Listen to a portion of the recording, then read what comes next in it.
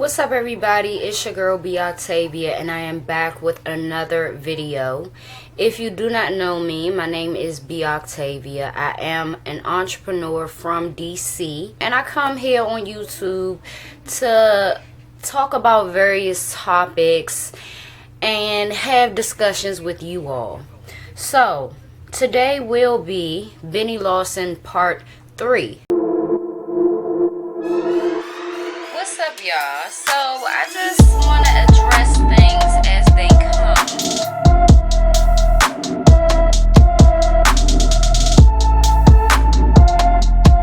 And this part is the final installment in the Bennie Lawson story. Now, just to be fair, I did want to do some background on Bennie Lawson so that we know about his family life. We know about the person that he was before this shooting occurred.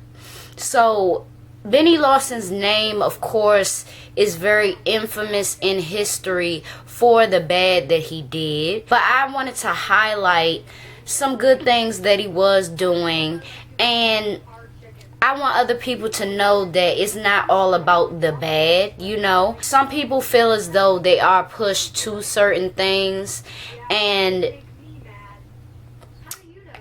with it not being a excuse, we are going to get into his background. And also, we are going to come to a conclusion about whether he was killed in the police station or he committed suicide. What I'm going to say to you is from the law enforcement officials closing this dynamic case. So, like I told y'all, Bennie Lawson is responsible for the slaying of 2 FBI agents and a police detective. He rode the elevator to the 3rd floor of a DC police headquarters and opened fire in a squad room that had at least 4 officers in it. So from that shooting and the ballistics that the police did, there were over 40 shots. Now, from this report, it says that the automatic firearm that Bennie Lawson had cannot be traced. I guess they were trying to figure out where he got this weapon from. So, a quick background of Bennie Lawson is he came from a good family from what the police investigators said. He was the son of a middle-income Prince George's couple and a one-time choir boy. Within his choir boy duties, he helped collect weekly offerings from the community. As a young adult, Lawson studied Islam, and he also worked full-time with his father, and they installed telephone systems. He had normal dreams, you know, of buying a car and things like that. And at that point, he did attend college. And the college that he attended was UDC. My thing is, the title of this article here, which will be in the description, is insinuating that Bennie Lawson had a double life.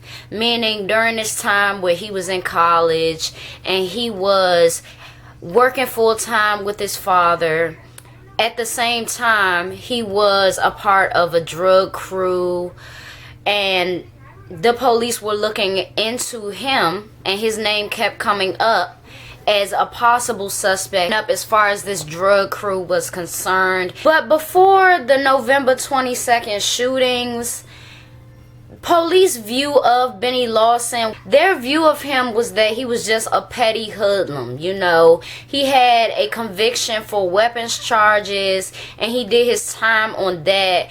And also he had marijuana possession, so his charges, the weapons charges, is kind of serious, but they were misdemeanor charges. So the police really didn't think that he was capable of, I don't know, you know what I mean? Because my thing is, if you questioning him of triple homicide, he got to be capable of something in your eyes. So maybe they underestimated him as a hood person, as a street dude, you know? To his friends, his teachers at UDC, and his family, and probation officers now, Lawson was a very respectful person, and he showed that he was willing to be rehabilitated. You know, he was showing that to everybody.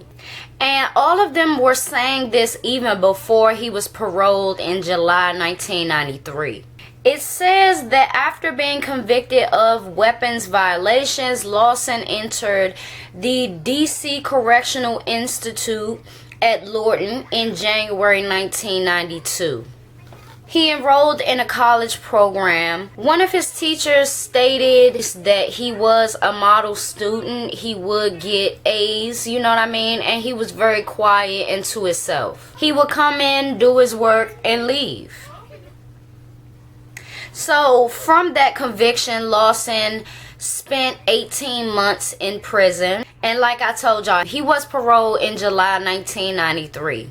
After being paroled, he moved in with his father that lived in Northwest. And ironically, he lived right next to 1st and Kennedy Street. Now, correct me if I'm wrong, but isn't that the name of the drug crew that Lawson was allegedly a part of?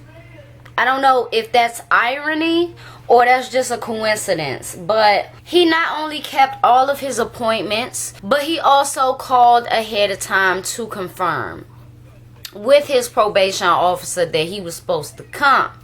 So, you are subject to random drug tests. And in these drug tests, Lawson never tested positive. So, until October, and that's when he dropped out, Lawson was enrolled to UDC.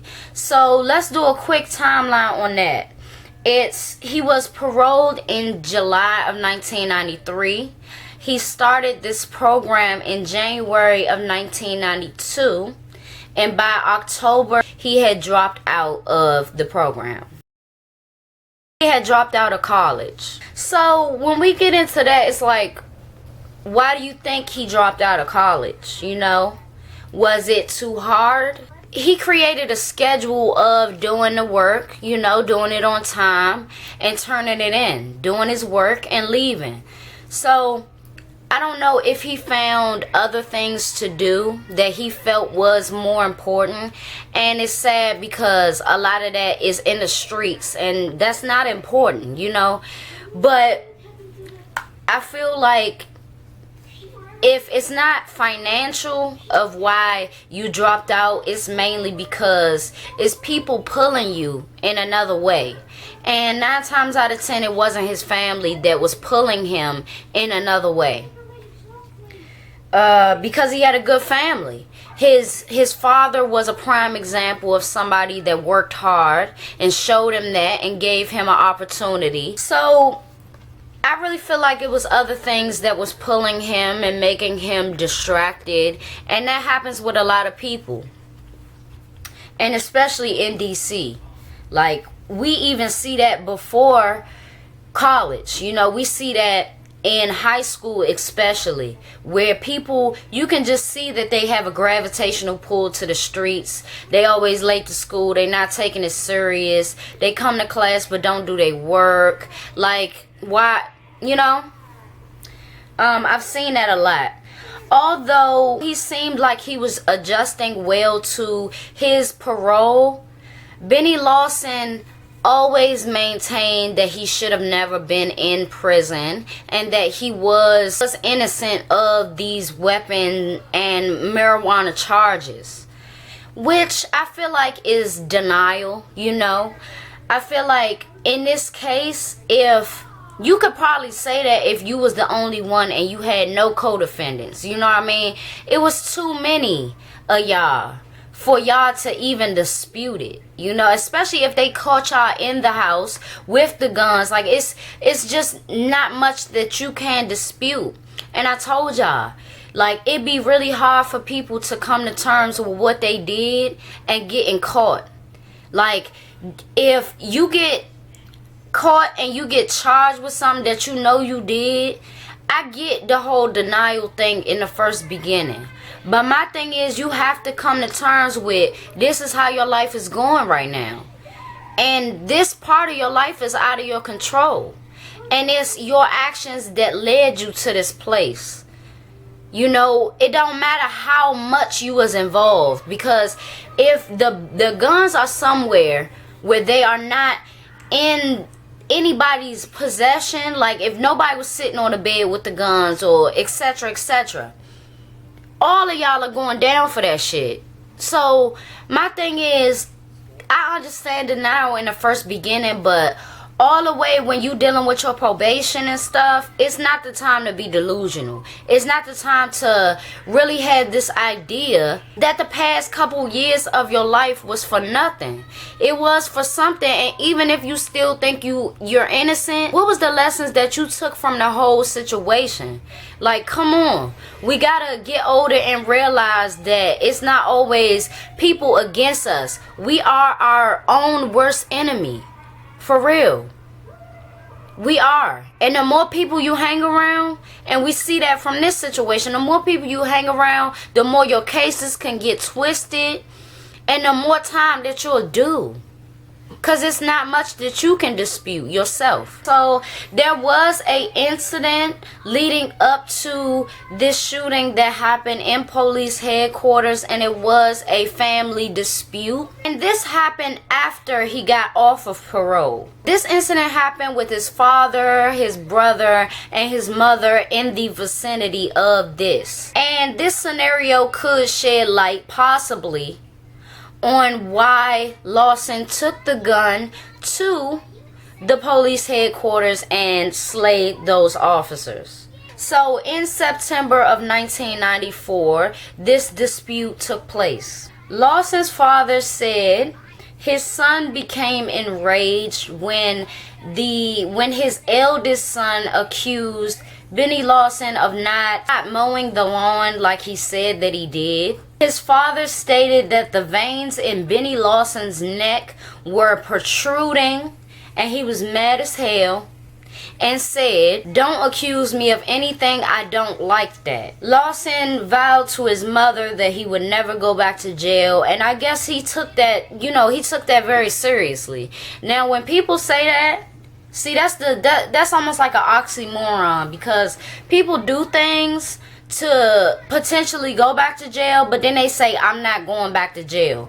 And usually that leads to a suicide of some sort, or a provoked reason why police should shoot and kill you. So we still don't know. We're gonna get to that though. And they also stated, his family also stated that he didn't like being in prison. So in all actuality, I feel like the investigators calling Bennie Lawson into the offices to talk about this triple slaying that happened was the last straw for him.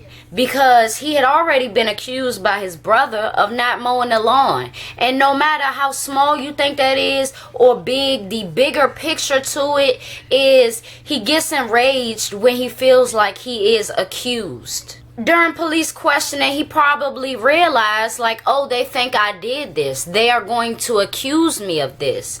And just like his past conviction, he felt like he wasn't guilty. He felt like he shouldn't have been in prison. So honestly, I feel like this shooting happened because, number one, he was in complete denial of his responsibility in the weapons charges and marijuana possession. Don't get me wrong. Were there dirty cops more so than today? Yes, there were. But it's not disputable if it was right there. Like, listen, I wasn't there. Of course I wasn't there. But at the end of the day, you got to take some type of responsibility in life. You can't just be like, you in prison for 3.5 years and you like, why am I here? Why am I here? Why am I here? I shouldn't be here. I shouldn't be here. When do you take responsibility for that? So that's number one. The denial of responsibility in the weapon and marijuana charges.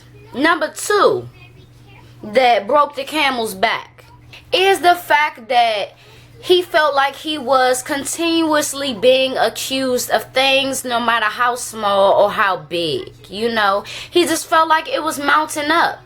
And maybe it was mounting up for a reason. You know, everything catches up with you. The truth gets revealed.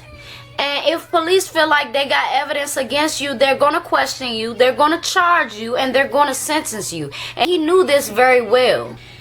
An informant actually said that Lawson was sexually assaulted in prison, but I don't know how true that was. You know, if that did happen, that's very unfortunate. That shouldn't happen to nobody, and especially in men's prisons, it's very violent. You know what I mean? I mean, prisons in general, but it's very violent.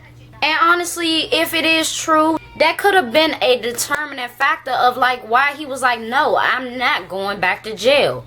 Like, not only because he feel like he is innocent, but because he don't want to get sexually assaulted anymore.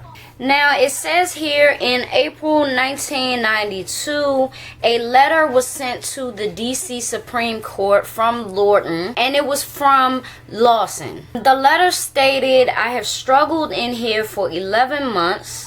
Though this is supposed to be a punishment, the conditions I am living in are very unhealthy.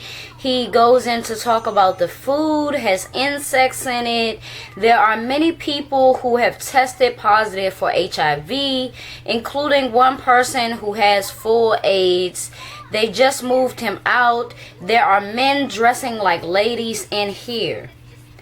Your Honor, I only ask that if you can help me, that you please do. I can say with surety that if I was given another chance, it would be to the best of society's and my interests. 4 months after this letter was sent, Lawson was treated for a broken arm. He suffered in prison. The police was trying to figure out if, you know, all of these scenarios was linked, and to me it's trauma, period. You know, he's been through very traumatic situations, and I feel like he did what he thought he should do in reaching out to the DC Supreme Court, and he might have had a lot more faith than he should have in them granting his wish. So remember, I told y'all that he was paroled to his father. Now, his mother and father separated some time ago, and he was supposed to parole to his mother's house. But in order to do that, he would have to spend an extra 6 more weeks in Lawton, and he did not want to do that. Okay, now my thing is, he probably should have.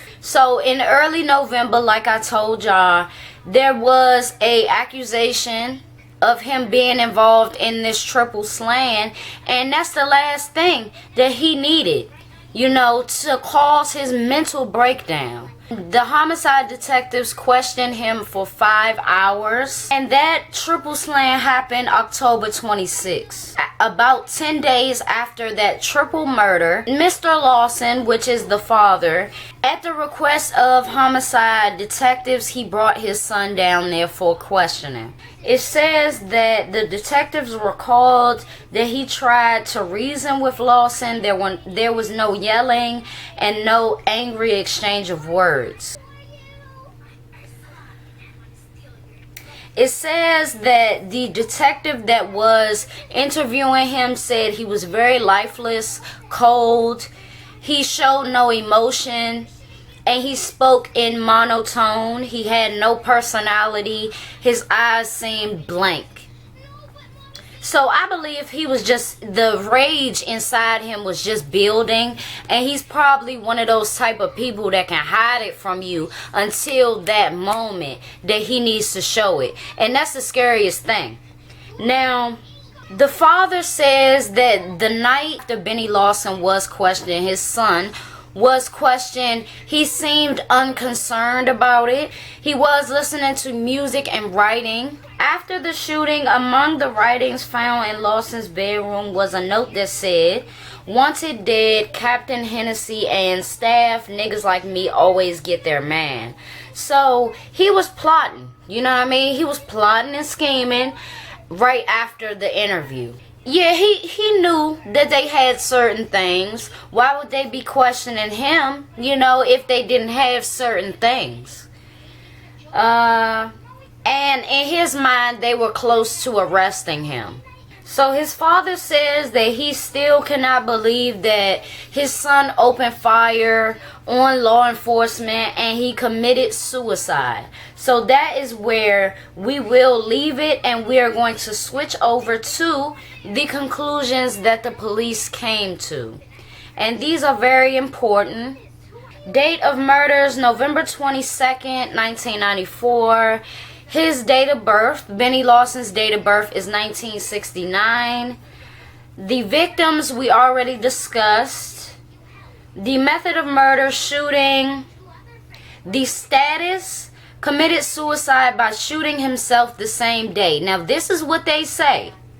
So I'm going to read this. On November 22nd, 1994, during the next terror-filled moments, more than 40 shots were exchanged between Lawson and the 4 officers in the room. So evidently they did get a chance to fire back. That's what it's seeming like. 3 of them were FBI agents. When it was over, 4 people were dead. They included DC Police Sergeant Hank Daly, and FBI Special Agents Martha Martinez and Mike Miller. Lawson had killed them all. After finishing what he set out for that day, Lawson then took Agent Martinez's gun and put it to his head and pulled the trigger. So, that's what we have as far as Bennie Lawson is concerned, and a lot of people will still feel like police took his life, and that's very plausible. It's very plausible, but like he said, he was not willing to go back to jail.